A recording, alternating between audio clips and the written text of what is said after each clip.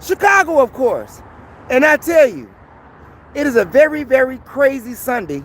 And I really had no agenda today to do a live, but just sitting here thinking, black men in Chicago are really wasting their lives. They're actually wasting their lives doing what? Shooting people, robbing people, carjacking people, stabbing people, selling people poison.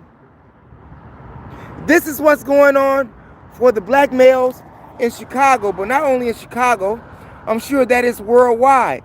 But seeing that I'm here in Chicago, from Chicago, and understand the plight of young black men in Chicago, young black men in Chicago are throwing their lives away, going to jail, committing crimes, more serious crimes while they're already on pretrial release or out on their own recognizance of bail. I'm just saying, even those who have put up property or whatever collateral you done put up to get out of jail, many young black men, from the looks of it, it's sad. And it seems to be no coming back for many. Many black males will face the point of no return. Some of them are already there at the point of no return. What is it that young black men and older black men and black people in general should do to combat this? What should we do to combat this?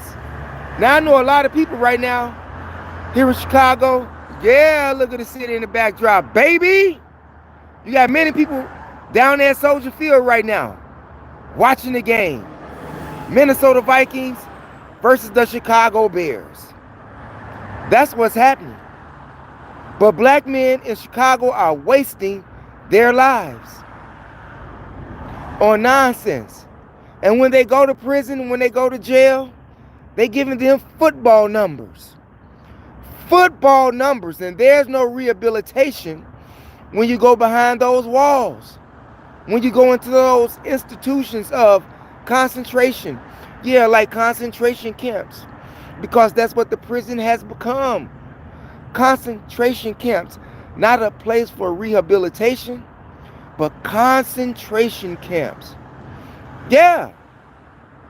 It's like living in a war zone, still in prison. Think about that. If you have ever been to prison, in Illinois, you'll understand exactly what I'm saying. The point of no return. Yeah, I'm moving about here. Trying to get situated. Yeah. But if you're at the point of no return, what does that mean for your children? Now, I know that many of these young black men have children out here, right? But however, their children will never get to grow up with their dad because their dad will be behind bars. Will be behind bars, wasting his or her life away over nothing. A prime example of that would be this. A man got sentenced here in Chicago for 25 to 25 years in prison for robbing a man over a half pound of weed. You're gonna do 25 years in prison for 8 ounces of weed? Stupid. This is what I'm saying. Who is that in the chat? Don't go to prison, simple solution. Good afternoon, my brother. How you all doing? Everybody that's in the chat right now, I want to thank you for being there. You could have been doing something else, but you stopped by and hear what we had to say about the madness that's going on in the Windy City. It's no joke out here. Chicago has become one of the most violent places to live. Some say it always has, since it's the city of gangsters. Yeah, but gangsters yesterday ain't got nothing on the gangsters today. I'm just saying. Think about the choppers they got today.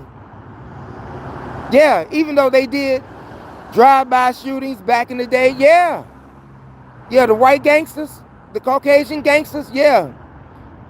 Yeah, they held shop right on Racine, they held shop right here on State Street, they held shop right on Wacker. They was getting it in. But it wasn't every day. And today it is every single day that a young black man is throwing his life away to the system.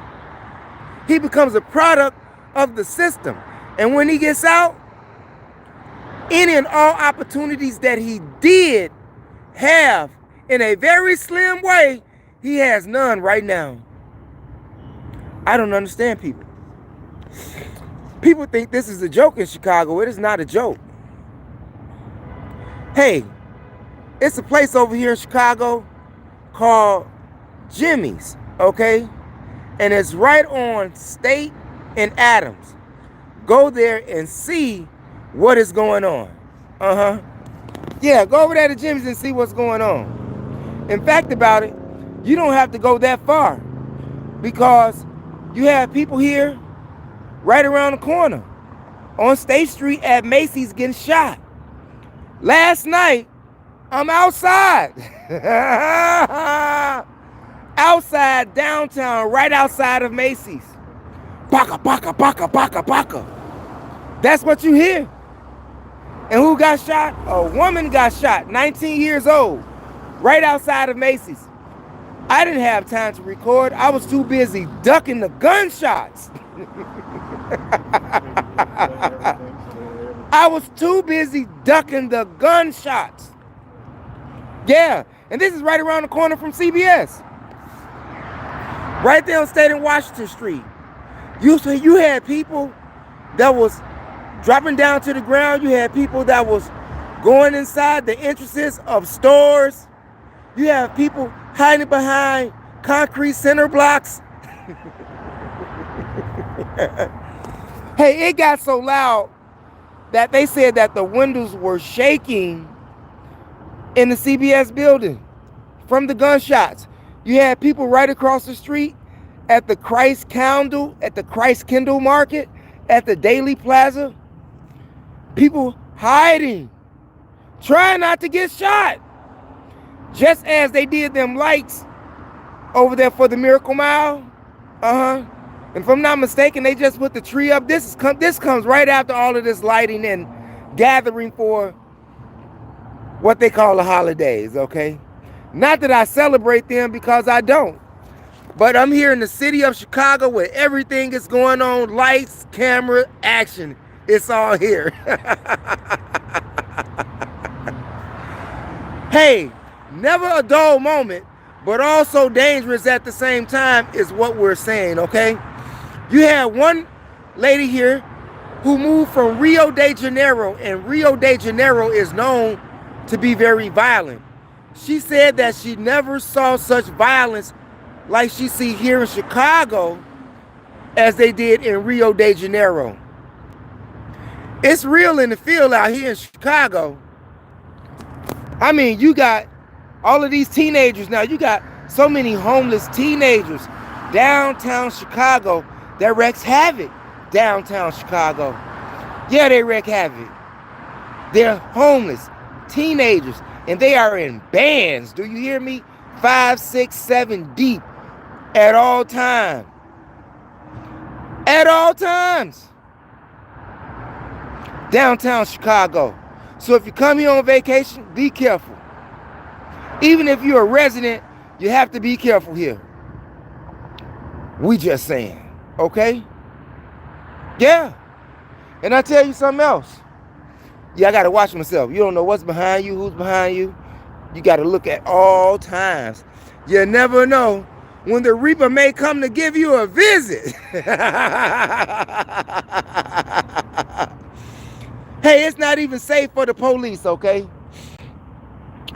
Over here in Washington Park, last night, an off-duty cop got approached by 4 young black men, yeah, with masks on, attempting to rob him.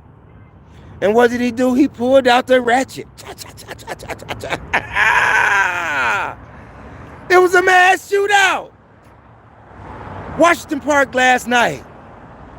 Police, not even safe. Not to mention what other police are doing. Like the other police lady who filed a false report of getting robbed of $5,000. She never got robbed for the $5,000. She never got robbed for the $5,000. She gave a report that she was going to take some garbage out or something, and some gunmen attacked her, demanding money, jewelry, and all of that. She said that her cameras wasn't working on her house, but her neighbor cameras was working. And she got popped like Milli Vanilli. Falsifying a robbery report and you a police officer. And you know what they did to her? They gave her probation. They gave her probation and she had to give up her firearm. She was so embarrassed by the situation that she resigned from her job, which pays her $100,000, a little over, $102,000. She was on the force for 9 years, according to the report. Why would you file a report after being a police officer 9 years saying that you got robbed for $5,000? I guess she wasn't expecting her cameras to be on her neighbor's house working. Well, you know, yeah, you get the idea. But she, in her report, like I said, she said her cameras wasn't working on her own house. But she's a cop. Shouldn't you know if your cameras are working on your house, if you're a cop and you make over $100,000 a year? What was she to get out of the false report? I'm not understanding. Can anybody help me out? Hey, Chicago is a very corrupt city. It's a violent city, but it's very beautiful. Look at the backdrop there. Look at the backdrop there. Absolutely beautiful. We are down here on Columbus Drive having a fantastic TIME. And if you're not here, you're missing the best party in TOWN. I'm just saying. But back to you young black men out there who are just throwing your lives away for nothing. For money. Money that's not going to even last you a day. I'm just saying. You take somebody's phone, you broke again the next day. You take somebody's car, take it to the chop shop, you may get away without some money for a week or something. Other than that, you're back to being broke. Unless you figure out a different kind of way to get some cash. You don't have to rob people. People are already out here having enough poor issues of their own. A lot of people live in Chicago, seeing that everything is expensive. Many don't have money like they used to, not to mention the fact that everything has went up in prices. So think about the person that you rob, because they may not have nothing. And then you have some of those stupid people out here who rob people and then shoot them because they don't have nothing. Dumb, dumb, dumb. I'm just saying. So the next time you out here robbing somebody, think about what the consequences are. Think about if it's worth you getting football numbers. Yeah. Is it worth you getting football numbers? Who's going to take care of you then inside that jail? Your homies? Your plug? Or the people that you plug with? Not today. Those days are over with. Those days are over with. You are on your own. If you wasn't on your own, you would not be doing what you're doing. Or you're going to say, this is why I did it, because I'm broke. Huh? You just don't go robbing people because you're broke. And I understand that people do that. I understand that. I understand that. But today, it's not worth it. It never was worth it. It never was worth it. Anytime you place money before your own freedom, something's cracking. Something's cracking.